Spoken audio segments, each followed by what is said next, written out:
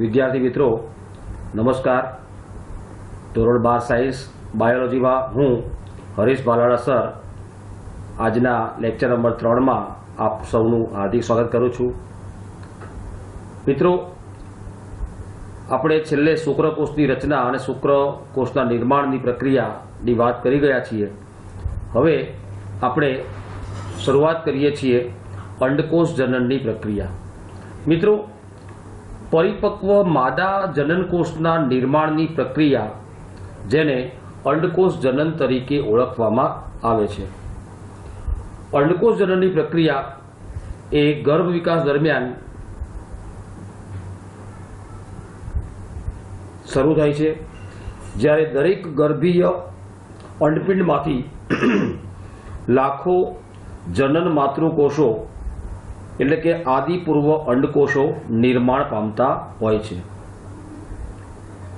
જન્મ બાદ વધારાના આદિપૂર્વ અંડકોષ નિર્માણ પામતા નથી અને ઉમેરાતા પણ નથી, એટલે કે જન્મ બાદ વધારાના આદિપૂર્વ અંડકોષો નિર્માણ પામતા નથી અને ઉમેરાતા પણ નથી। હવે વાત કરીએ મિત્રો પ્રાથમિક પૂર્વ અંડકોષ એટલે શું? તો કે પ્રાથમિક પૂર્વ અંડકોષો જે છે એ વિભાજન પામવાનું શરૂઆત કરે છે અને આ પ્રાથમિક પૂર્વ અંડકોષો છે એ અર્ધીકરણની પૂર્વાવસ્થા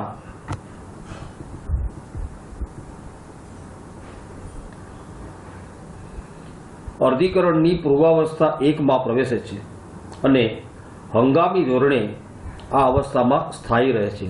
आवा कोषने आपणे प्राथमिक पूर्व अंडकोष कहीशुं। फरीथी कही दीए, परिपक्व मादा जननकोषना निर्माणनी प्रक्रियाने अंडकोष जनन तरीके ओळखवामां आवे छे। आ प्रक्रिया स्पष्टपणे शुक्रकोष जननथी जुदी पड़े छे। मित्रों अंडकोष जनननी प्रक्रिया એ ગર્ભ વિકાસ દરમિયાન શરૂ થાય છે, જ્યારે દરેક ગર્ભીય અંડપિંડમાંથી લાખોની સંખ્યામાં જનન માતૃકોષો જેને આપણે ઓગોનિયા એટલે કે આદિ પૂર્વ અંડકોષ કહીએ છીએ એનું निर्माण થાય। જન્મ બાદ વધારાના આદિ પૂર્વ અંડકોષ નિર્માણ પામતા નથી અને ઉમેરાતા પણ નથી, જ્યારે ત્યારબાદ આ કોષો વિભાજન પામવાની શરૂઆત કરે છે અને अर्धीकरणनी पूर्वावस्था 1 में प्रवेश करे छे। आ हंगामी धोरणे आ अवस्था में अवरोधित एटले के स्थायी रहेशे। आ अवस्थाना कोषने प्राथमिक पूर्व अंडकोष कहीशुं। मित्रों आ दरेक प्राथमिक पूर्व अंडकोष त्यारबाद एक ग्रंथिमय कोषोना स्तर द्वारा घेराय छे, जेने आपणे प्राथमिक पुटिका तरीके ओळखीए छीए।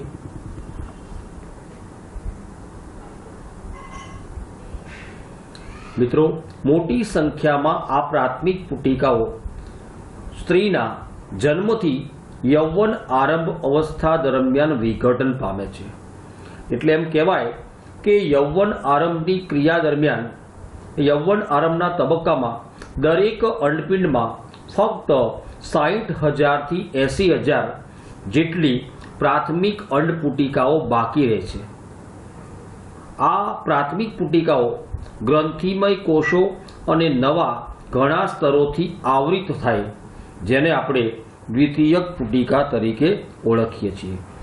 त्यारबाद वात करीए तृतीयक पुटिकाओ। मित्रों द्वितीयक पुटिका ए तरत ज तृतीयक पुटिकामां फेरवाय छे, जे एंट्रम शब्द याद राखजो, एंट्रम तरीके ओळखाती प्रवाहीथी भरेली गुहा धरावे छे, जे आ तृतीयक पुटिकानी लाक्षणिकता छे।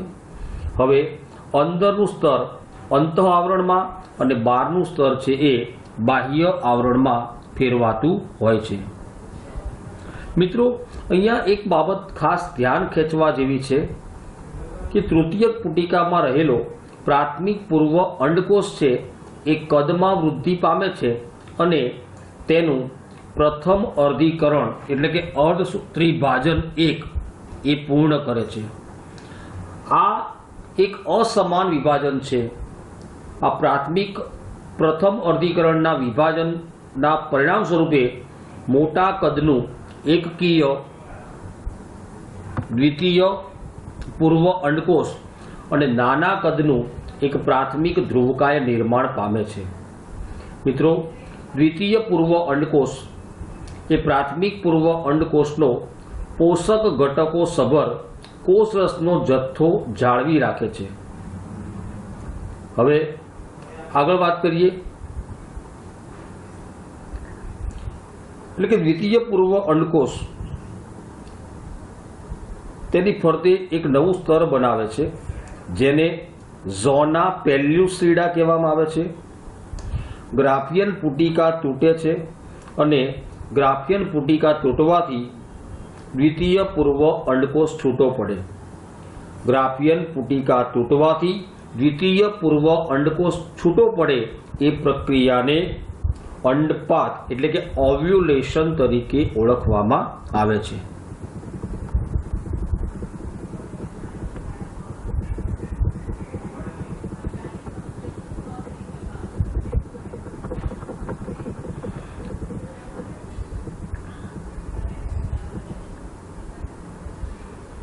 આપણે જોયું કે તૃતીયક પુટિકા આગળ પુખ્ત પુટિકા અથવા તો ગ્રાફિયન પુટિકામાં ફેરવાય અને દ્વિતીય પૂર્વ અંડકોષ છે એ તેની ફરતે નવા સ્તરની રચના કરે છે, જેને ઝોના પેલ્યુસિડા તરીકે ઓળખવામાં આવે છે. ત્યારબાદ ગ્રાફિયન પુટિકા તૂટે છે અને અંડપિંડમાંથી દ્વિતીય પૂર્વ અંડકોષ છૂટો પડે. આ પ્રક્રિયાને અંડપાત એટલે કે ઓવ્યુલેશન કહેવામાં આવે છે.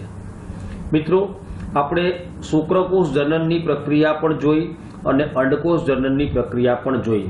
હવે આપણા આગળ એક પ્રશ્ન છે કે શુક્રકોષ જનનની પ્રક્રિયા અને અંડકોષ જનનની પ્રક્રિયા આ બંને વચ્ચેનો મુખ્ય તફાવત શું છે, જેની આપણે એક આકૃતિ દ્વારા સમજૂતી લઈશું.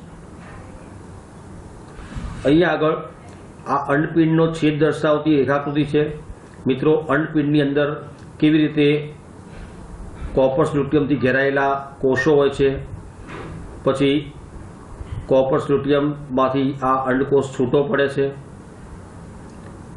ગ્રાફિયન પુટિકા બતાવી છે, ગુહા દર્શાવતી તૃતીયક પુટિકા બતાવી છે, પ્રાથમિક પુટિકા, બરાબર. અને આ રીતે અંડકોષનું નિર્માણ કેવી રીતે થાય છે એ આખી સમગ્ર પ્રક્રિયા એ અંડપિંડના આડા છેદની અંદર આપણે જોઈ. અહીંયા આગળ આપણે અંડકોષ જનનની પ્રક્રિયાની પૂર્ણાહુતિ કરીએ છીએ અને હવે આપણે જોઈશું શુક્રકોષ જનનની પ્રક્રિયા અને અંડકોષ જનનની પ્રક્રિયા વચ્ચેનો તફાવત. આ આકૃતિ દ્વારા સમજવાનું છે.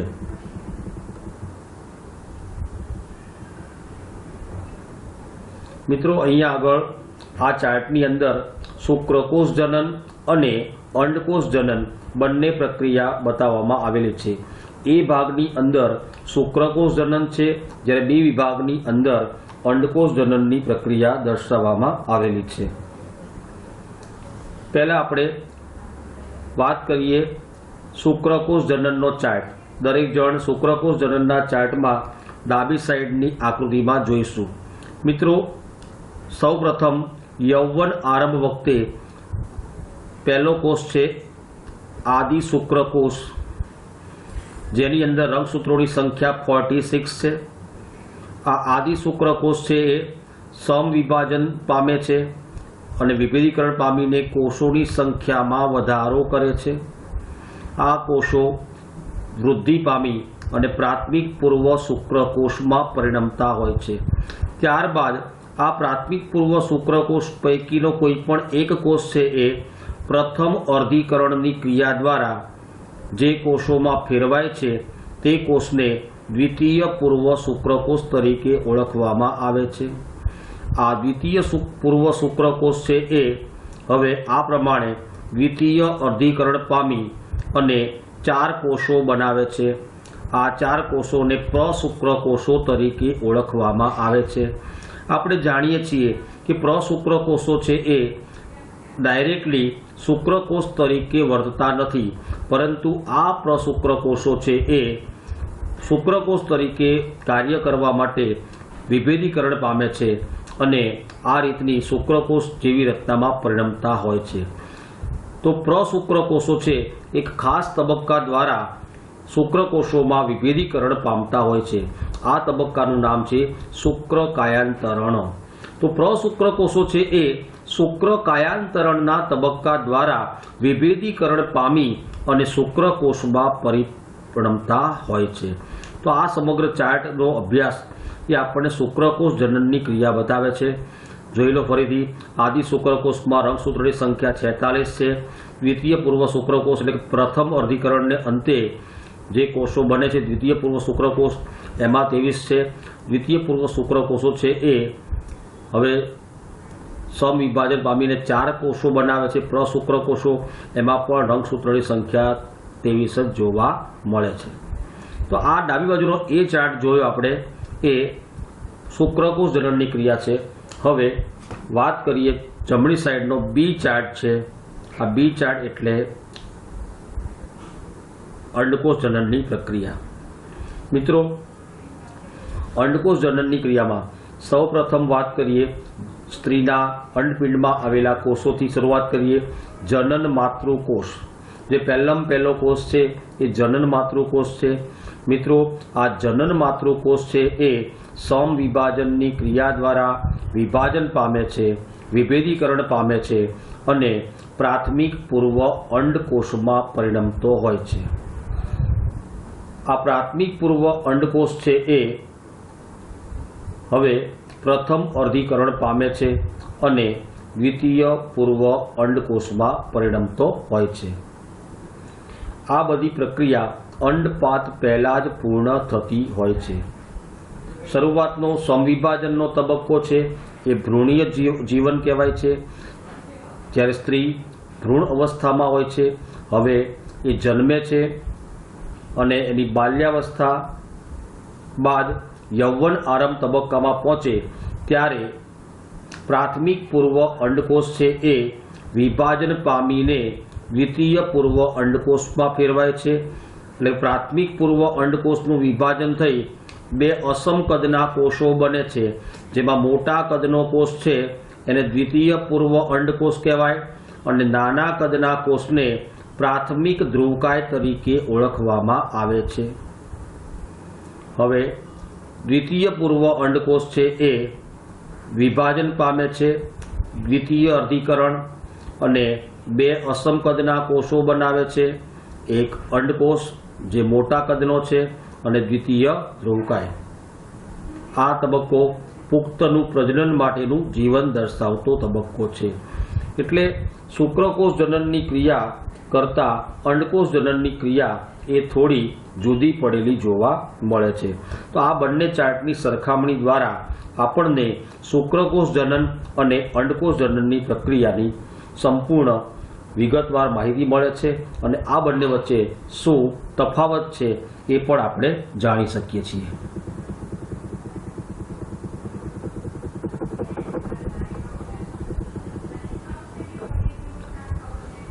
શુક્રકોષ જનન, અંડકોષ જનનની આ બંને પ્રક્રિયાઓની વિગતવાર માહિતી અને એમની સરખામણી કર્યા પછી હવે આપણે વાત કરીશું ઋતુચક્ર, મેન્સ્યુઅલ સાયકલ। મિત્રો, માદા પ્રાઇમેટ જેના ઉદાહરણો છે વાનરો, એપ અને માનવ, આ બધા પ્રાણીઓમાં જોવા મળતા પ્રજનન ચક્રને ઋતુચક્ર તરીકે ઓળખવામાં આવે છે। મિત્રો, પ્રથમ ઋતુસ્રાવ એટલે કે રજોધર્મ, છોકરી જ્યારે 12-13 વર્ષની ઉંમરે પહોંચે છે ત્યારે યૌવન આરંભનો તબક્કો શરૂ થાય છે અને યૌવન આરંભના તબક્કાની શરૂઆતમાં સ્ત્રીને પહેલી વાર જ્યારે માસિક ચક્ર કે ઋતુસ્રાવ આવવાની શરૂઆત થાય છે જેને રજોદર્શન તરીકે ઓળખવામાં આવે છે। માનવીની માદામાં એટલે કે સ્ત્રીઓમાં ઋતુસ્રાવનો સમયગાળો સરેરાશ 28 થી 29 દિવસોના અંતરાલે પુનરાવર્તિત થાય અને પ્રથમ ઋતુસ્રાવથી બીજા ઋતુસ્રાવ વચ્ચે જે ચક્રીય ઘટના ઘટે છે એ ઘટનાને ઋતુચક્ર તરીકે ઓળખવામાં આવે છે। મિત્રો, દરેક ઋતુચક્રની મધ્યમાં એક અંડકોષ મુક્ત થાય છે, જે પ્રક્રિયાને આપણે અંડપાત તરીકે ઓળખીએ છીએ। ઋતુચક્ર अथवा तो एने गर्भाशय चक्र तरीके पण ओळखाय छे। ऋतुचक्र अथवा तो गर्भाशय चक्रनी घटना ए गर्भाशयनी अंदरनी दिवालमां आवेલું સ્તર એટલે एंडोमेट्रियम, आ एंडोमेट्रियममां थता चक्रीय फेरफारो छे। स्त्रीना शरीरनी अंदर रुधिरमा मादा जातीय अंतस्त्राव जेवा के इस्ट्रोजन अने प्रोजेस्टेरोन एना स्तरमा ज्यारे फेरफार थाय छे तो आ इस्ट्रोजन अने प्रोजेस्टेरोन जेवा अंतस्त्रावोना लेवलमां फेरफार थाय छे जे आ ऋतुचक्रनी घटनाओ माटे जवाबदार गणाय छे। मित्रों, ऋतुचक्रनी आ घटनाओ जे छे एने 28 दिवसनी अंदर 3 तबक्काओमां विभाजित करवामां आवे छे। ऋतुचक्रनी शरूआत ए ऋतुस्त्रावना तबक्काथी थाय छे। ते समये ऋतुस्त्राव थाय छे। आ स्त्राव सामान्य रीते 3 થી 5 દિવસો સુધી ચાલતો હોય છે। ऋतुस्त्राव ए गर्भाशयનું અંતસ્તર અને તેની રુધિરવાહિનીઓના તૂટવાને પરિણામે નિર્માણ પામતું પ્રવાહી છે, જે સામાન્ય રીતે સ્ત્રીઓમાં યોનિ માર્ગ મારફતે બહાર ધકેલાતું હોય છે।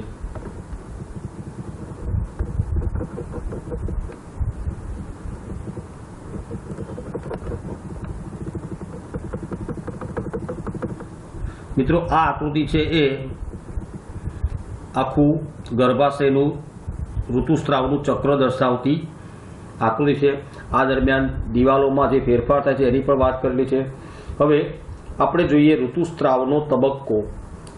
आपणे कीधुं के रुधिरनी अंदर मादाना जातीय अंतस्त्राव इस्ट्रोजन अने प्रोजेस्टेरोन, आ मादा जातीय अंतस्त्रावोनी ओછી सांद्रताने कारणे एंडोमेट्रियम एनु विघटन थाय छे अने एंडोमेट्रियम तूटे छे। तेमां आवेली रुधिरवाहिनीओ पण तूटे छे, जेने कारणे रुधिरनो स्त्राव थाय अने आ स्त्राव शरीरनी बहार स्त्रीना योनि मार्ग द्वारा निकाल पामे छे अने आ स्त्रावनी क्रिया सामान्य रीते 3 થી 5 દિવસ सुधी चालती होय छे। मित्रों, आकृतिमां आ भाग जे बताव्यो छे ए एंडोमेट्रियममांथी रुधिરના સ્ત્રાવને થતો બતાવવામાં આવેલો છે। તમે નીચે દિવસો પણ જોઈ શકો છો। 3 થી 5 દિવસ સુધીના સમયગાળા દરમિયાન આ બ્લડિંગ થતું જોવા મળે છે। મિત્રો, સ્ત્રાવી તબક્કા દરમિયાન એમ કહેવાય છે કે આ 3 થી 5 દિવસ સુધી જે સ્ત્રાવનો તબક્કો ચાલતો હોય છે, જેમાં યોનિ માર્ગ द्वारा 50 ml થી લઈને 150 ml જેટલા રુધિરનો વ્યય થાય છે। એટલા માટે આ તબક્કાને ઋતુસ્ત્રાવ તબક્કો કહેવામાં આવે છે। ઋતુસ્ત્રાવનો અભાવ એ ગર્ભધારણની સૂચક નિશાની છે। જ્યારે સ્ત્રીને દર મહિને આવતો આ ઋતુસ્ત્રાવ આવતો નથી, ત્યારે એ સ્ત્રી ગર્ભવતી બની છે એવું આપણે માનીએ છીએ। मित्रों, आ सिवाय કેટલાક अन्य कारणों पण जवाबदार છે, જેમ કે તણાવ, ટેન્શન, अस्वस्थता वगैरेने कारणे पण ऋतुस्त्राव કેટલીક વાર થતો જોવા મળે છે। ત્યાર પછીનો બીજો તબક્કો છે એ પુટિકીય તબક્કો છે। આ ઉપરની લાઈનમાં જે તમને આકૃતિ બતાવી છે એ અલગ અલગ પ્રકારની અનપિંડીય ઘટનાઓ एमां पुटिकीय तबक्कानी वात करीए छीए। नीचेनी लाइनमां इस्ट्रोजन अने प्रोजेस्टेरोननी लाइनो बतावी छे, एना प्रमाणमां वधारो घटाडो थाय छे एनी वात बतावी छे। अने वच्चे ऊभी लाइन जे बतावी छे आ ए 14मो दिवस बतावेलो छे ऋतुचक्रनो। तो 1 થી 5 દિવસનો તબક્કો આપણે જોયો ઋતુસ્ત્રાવનો તબક્કો, અને ત્યાર પછીનો બીજો તબક્કો જોઈએ છે પુટિકીય તબક્કો। મિત્રો, આ પુટિકીય તબક્કા દરમિયાન अंडपिंडमां रहेली प्राथमिक पुटिकाओ जे वृद्धि पामे छे अने संपूर्णपणे विकसित ग्राफियन पुटिकामां फेरवाय छे। जोड़े जोड़े गर्भाशयनुं अंतस्तर जे छे तमे आकृतिमां जोई शको छो। आ गर्भाशयनुं अंतस्तर छे ए धीमे धीमे शुं थाय छे, जाडुं बनतुं जाय छे। गर्भाशयनुं जे अंतस्तर छे ए प्रसार એટલે પ્રોલિફરેશન દ્વારા પુનઃસર્જન પામતું જોવા મળે છે। અંડપિંડ અને ગર્ભાશયની દિવાલમાં થતા આ ફેરફારો પિટ્યુટરી ગ્રંથિ અને અંડપિંડની અંદર ઉત્પન્ન થતા અંડપિંડીય અંતઃસ્ત્રાવોની માત્રામાં થતા ફેરફારોને કારણે પ્રેરાતા હોય છે. ગોનેડોટ્રોપિન્સ એટલે કે LH અને FSH. મિત્રો LH એટલે લ્યુટિનાઇઝિંગ હોર્મોન અને FSH એટલે ફોલિકલ સ્ટિમ્યુલેટિંગ હોર્મોન. આ ગોનેડોટ્રોપિનનો સ્ત્રાવ એ પુટિકીય તબક્કા દરમિયાન અંડપિંડમાંની પ્રાથમિક પુટિકાઓ વૃદ્ધિ પામી અને સંપૂર્ણપણે વિકસિત ગ્રાફિયન પુટિકામાં ફેરવાય છે અને સાથે સાથે ગર્ભાશયનું અંતઃસ્તર પ્રસાર દ્વારા પુનઃસર્જન પામે. એટલે કે FSH અને LH આ બંને અંતઃસ્ત્રાવનો સ્ત્રાવ એ પુટિકીય તબક્કા દરમિયાન ક્રમશઃ વધે છે અને આ સ્ત્રાવોને કારણે પુટિકીય વિકાસ તેમજ વિકસિત પુટિકાઓ દ્વારા ઇસ્ટ્રોજનનો સ્ત્રાવ ઉત્તેજાય છે. આપણે કીધું કે ઋતુસ્ત્રાવનો 14મો દિવસ આ ઊભી લાઈન બતાવી છે. જો અહીંયા અંડપાત થાય છે ચક્રની બિલકુલ મધ્યનો ભાગ એટલે કે ઋતુચક્રના લગભગ 14મા દિવસે તમે આકૃતિમાં જોઈ શકો છો. 14મો દિવસ આ વચ્ચે ઊભી લાઈન બતાવેલી છે. આ 14મા દિવસે LH અને FSH આ બંને અંતઃસ્ત્રાવ તમે આકૃતિમાં જુઓ, આ પીક બતાવેલા છે. LH અને FSH બંને 14મા દિવસે આ વચ્ચેની લાઈન જુઓ. 14મા દિવસે આ બંને સ્ત્રાવોનું લેવલ એકદમ વધારે હોય છે. એટલે FSH અને LH બંને અંતઃસ્ત્રાવો 14મા દિવસે એકદમ ઉચ્ચ સ્તર પ્રાપ્ત કરે છે. LHના ઝડપી સ્ત્રાવ તેને ચક્ર વચ્ચેના સમયગાળા દરમિયાન મહત્તમ સ્તર સુધી દોરી જાય, જેને LHની પરાકાષ્ઠા કહેવાય. LHની પરાકાષ્ઠાને કારણે ગ્રાફિયન પુટિકા તૂટે છે. જોઈ શકો છો આકૃતિમાં આ ગ્રાફિયન પુટિકા તૂટે છે અને એમાંથી અંડકોષ છૂટો પડ્યો. ગ્રાફિયન પુટિકા તૂટી અને અંડકોષ છૂટો પડે એ પ્રક્રિયાને અંડપાત કહેવામાં આવે છે. તો આકૃતિમાં જોયું કે 14મા દિવસે ગ્રાફિયન પુટિકામાંથી અંડકોષ છૂટો પડ્યો એટલે કે એક્ઝેક્ટલી 14મા દિવસે અંડપાતની પ્રક્રિયા થઈ. હવે લ્યુટિયલ સ્ત્રાવી તબક્કો પાછળના આ ઊભી લાઈન પછીનો તબક્કો છે. 15 થી 28 દિવસનો તબક્કો જેને લ્યુટિયલ સ્ત્રાવી તબક્કો કહેવાય, જેનો ગાળો 15 થી 28 દિવસનો છે. તમે નીચે આકૃતિમાં જોઈ શકો છો 15 થી 28 દિવસનો સમયગાળો. મિત્રો આ 15 થી 28 દિવસનો જે સમયગાળો છે એને આપણે લ્યુટિયલ સ્ત્રાવી તબક્કો કહીશું. અંડકોષપાત થઈ ગયો 14મા દિવસે. હવે અંડકોષપાત થઈ ગયા બાદ સ્ત્રાવી એટલે કે લ્યુટિયલ તબક્કો આવે છે. આ તબક્કા દરમિયાન ગ્રાફિયન પુટિકાનો બાકીનો ભાગ છે એ હવે કોપર્સ લ્યુટિયમમાં ફેરવાય. તમે જોઈ શકો છો ગ્રાફિયન પુટિકા છે અને આ ભાગ જે બન્યો એ કોપર્સ લ્યુટિયમ છે. જ્યારે આ તબક્કો પૂરો થવા આવે છે ત્યારે ફરી પાછું કોપર્સ લ્યુટિયમનું શું થશે? વિઘટન થશે અને ફરી પાછો સ્ત્રાવી તબક્કો શરૂ થાય. એટલે 28 દિવસ બાદ ફરી પાછા નવા ચક્રની શરૂઆત થાય છે. તો મિત્રો આ રીતે સ્ત્રીઓના જીવનમાં યૌવન આરંભથી શરૂ થયેલી આ ઘટના દર મહિને દર 28 દિવસે નિયમિતપણે જોવા મળે છે.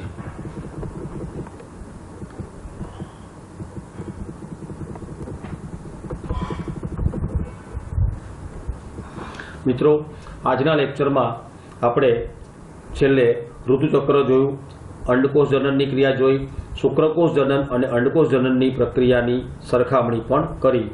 આજના લેક્ચરમાં અહીંયા સુધી જ. Thank you. બાકીનું આવતા લેક્ચરમાં જોઈશું.